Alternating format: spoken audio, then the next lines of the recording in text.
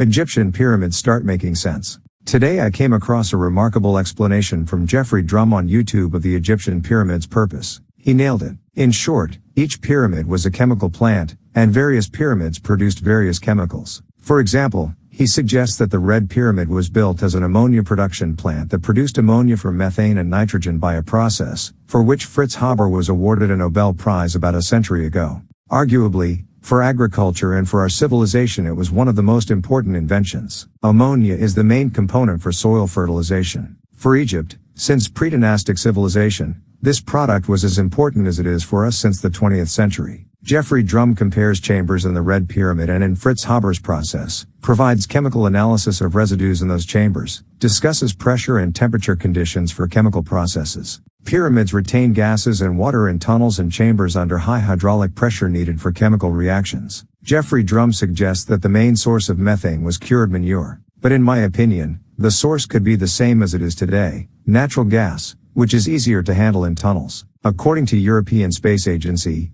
Egypt, especially in the Nile area, emits a lot of methane.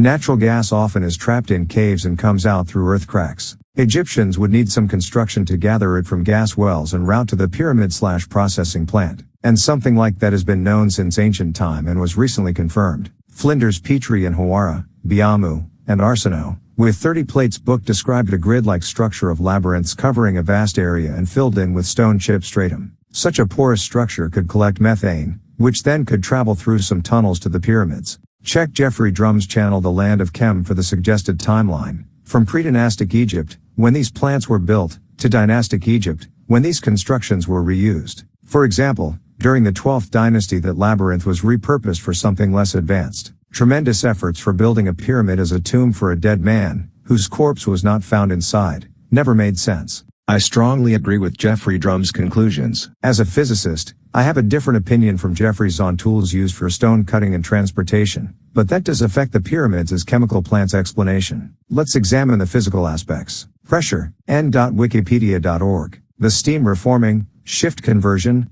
carbon dioxide removal, and methanation steps each operate at absolute pressures of about 25 to 35 bar, while the ammonia synthesis loop operates at temperatures of 300 to 500 degrees Celsius, 572 to 932 degrees Fahrenheit, and pressures ranging from 60 to 180 bar depending upon the method used. The resulting ammonia must then be separated from the residual hydrogen and nitrogen at temperatures of -20 degrees Celsius, -4 degrees Fahrenheit. 60 bars equals 60 atmospheres, or the pressure of water at the depth of 600 meters, or, if you replace water with granite, which is 2.7 times denser, then the height required to produce/retain such pressure would be 200 plus m. But the Red Pyramid is about 100 meters high, and in tunnels, through which gas, water and other materials were supplied, pressure should be maintained with something mobile or liquid like water, rather than a permanent block like granite. Even if we assume that ancient engineers/chemists could have used another catalyst, or they used a less productive smaller pressure, still the output would be huge because of the huge chamber volume. The problem of retention and extraordinary pressure should be solved one way or another. A sophisticated configuration of stones that expands toward the top, like we see in the Red Pyramid chamber walls, can retain extra pressure. In addition to such configuration,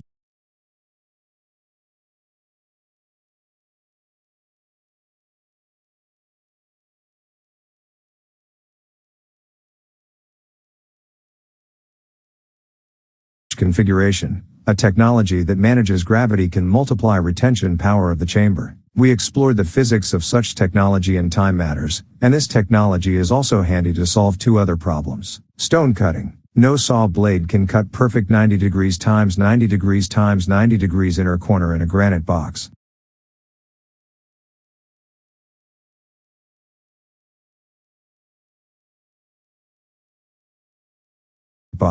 But that can be done with the technology based on time dilation.